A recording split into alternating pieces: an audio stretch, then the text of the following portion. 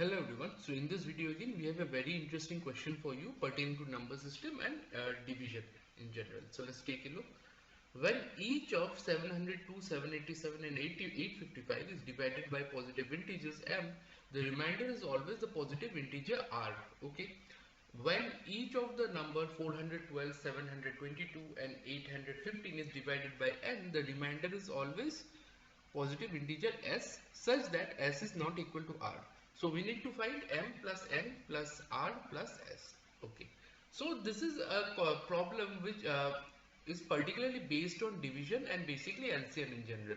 So let me show you how to tackle this kind of problems as such. So here let us first try to understand the question. Okay. So when 702 is divided by m, it leaves remainder r. Similarly, when 787 is divided by m, it again leaves remainder r, and similarly when 855 is divided by m, it again leaves remainder r. So this is our first case, and if we talk about our second case, it is something like when 412 is divided by n, it leaves remainder s. When 722 leaves remainder when divided by n leaves remainder s, and when 815 is divided by n, it leaves reminders s. Okay, so this is a core question or the core idea behind the question itself. Now say let's do one thing. Let's take the difference of 702 and 787 and 787 and 855. So where we have 787 minus 702, this would give us 85, and similarly if we take the difference of 855 minus 787, this would give us 68. Okay, now let's do one thing. Let's take the LCM of 785 and 68. So 785 can be given as 85 can be written as 5 into 17, and 68 can be written as 4 into 17. So LCM being 17. Oh no, sorry, my bad. Not the LCM, we did the least number. So okay, so we need to find the HCF. My bad guys, we need to find the HCF. So the HCF being 17.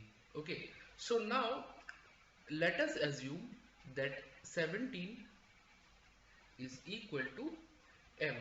Okay, so therefore 702 mod 17 would be 702 mod 17 would simply be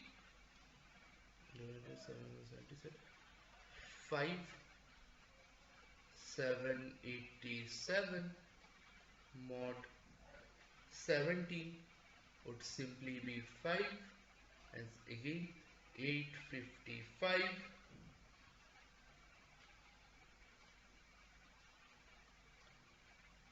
mod 17 again will give us 5. So with this we can actually conclude r equal to 5. Okay, so we have the two values of m and r. Let me just highlight the same. So here this is m, this is r. Okay, now similar set of protocol would simply apply to in this case as well. We take 722 minus 412, which would come out to be 712,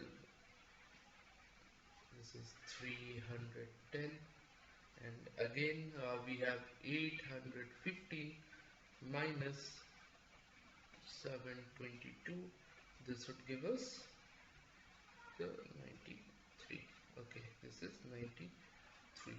Okay, so now if we try to break down 310 it can be broken as 2 into 5 into 31.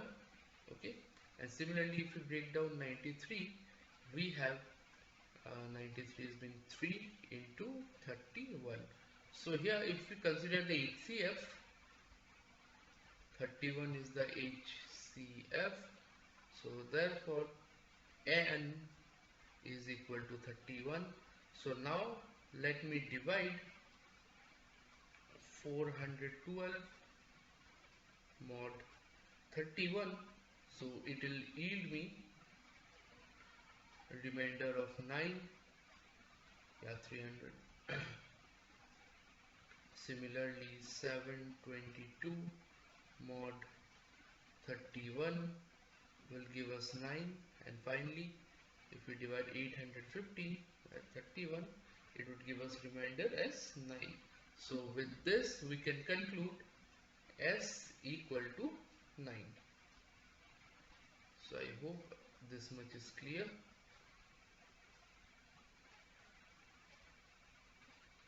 So these are my 4 points. Okay, so now finally the answer of the same, for that is M plus N plus R plus S, would be 17 plus 31 plus 5 plus 9. 14 plus 7, 31, 31, total answer being 62, which is our final answer. So I hope this question is clear to you, the approach we have taken towards solving.